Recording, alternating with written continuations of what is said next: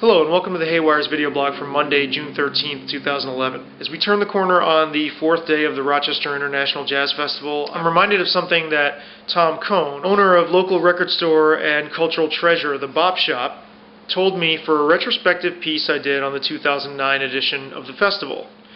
Cohn suggested that European audiences never lost their sense of jazz as a contemporary music, that in general, throughout Europe, both musicians and listeners appreciate the music as something that runs parallel with other new and popular forms of music. In contrast to what we see here, or what we have for many decades seen here in the States, for maybe after the 1970s or so, where we tend to view jazz as an art form that has a historical place in our sense of ourselves, and thus we tend to approach it with a sense of preserving its place in our history. And of course I'm generalizing, but we have seen some evidence of this here locally, as the Rochester International Jazz Festival has since 2007 featured a series every year of Scandinavian acts. And some of those acts, like In the Country, who played in 2007, Ilmiliekki Quartet, In the Country play again this year, and we're hoping to have an interview with them up later this week. Last year, Hallkvist Center, Arve Henriksen. Some of these acts clearly are not just working off of a jazz base. There's a real hybridization going on, and of course this is not only happening in Scandinavia. There are American acts and acts throughout the world, such as Get the Blessing, who are from the UK, who played last year. But you really get a sense that the full potential and the flexibility of jazz music and the ability to sort of take in and absorb other forms is really taking place. It seems as if maybe a whole generation of musicians have been fed a diet of jazz alongside other things that they love very much. And again, I'm not suggesting this is not happening in the United States, but there is still this persistent attitude towards jazz as something to be handled with care. Perhaps Europeans and bands from other parts of the world have been a little more free.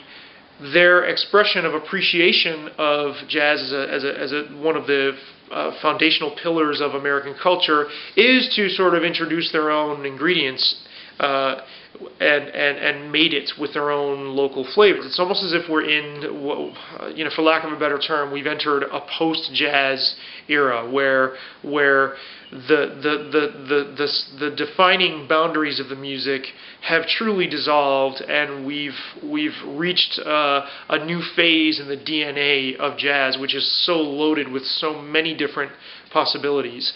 Again, you can argue that one way or the other. But there is still a persistent gap between jazz and popular music. The fact that in 2003, 2004, whatever year the Bad Plus's debut album, These Are the Vistas, came out, that Esquire ran a piece proclaiming the Bad Plus as the new ambassadors of jazz to popular culture, shows that there really still is, as much as it may be shrinking, there still is a very widespread language barrier. And it's kind of silly in a lot of cases. Going to the jazz festival here in Rochester year after year, you invariably see lots of Tom Waits and Radiohead covers, as if jazz musicians are sort of looking across this chasm at popular culture and seeing and picking the most visible things that they can find.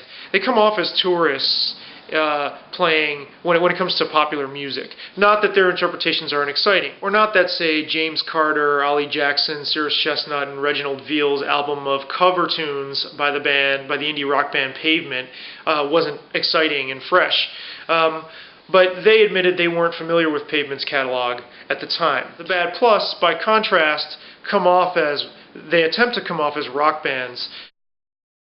Certainly, pianist Ethan Iverson is a very charming interview and very thoughtful guy. He's got a very interesting blog. But this sort of gesture of playing Nirvana songs as if that's some revelatory thing, I find very hollow and even insulting.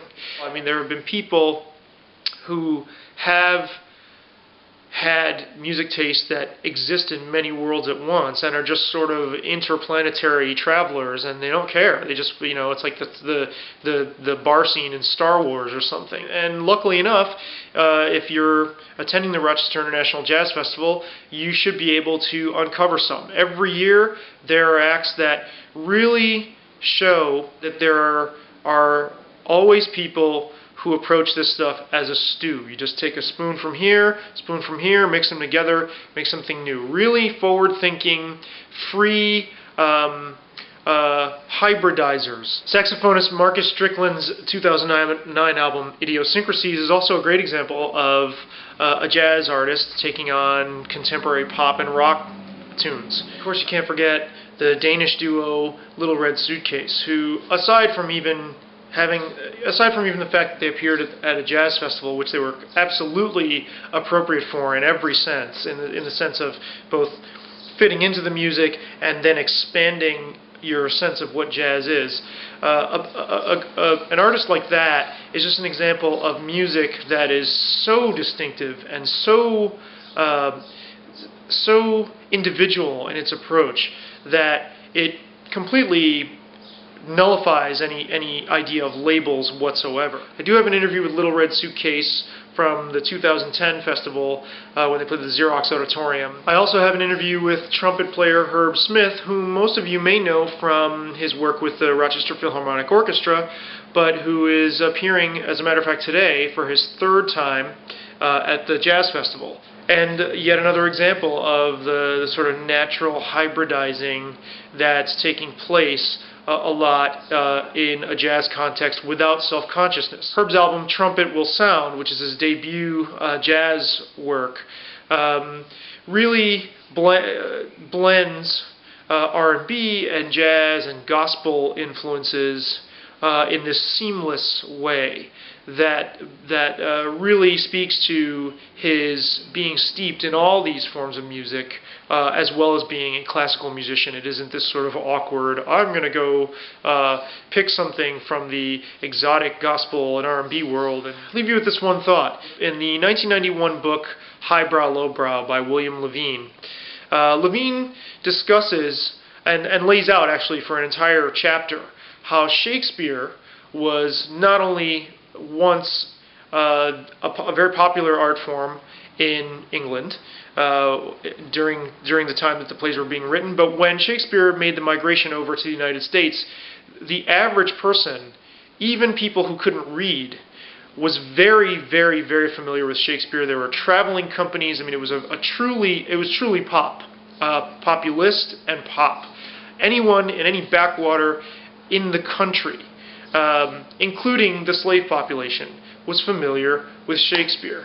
And if you contrast that to what Shakespeare has become, how it's sort of handled with sterilized gloves and is sort of seen as a turnoff by, or can easily be seen as a turnoff by like teenagers and stuff, because it's dense and difficult and the language is archaic. It's only been a handful of decades that we've had jazz music.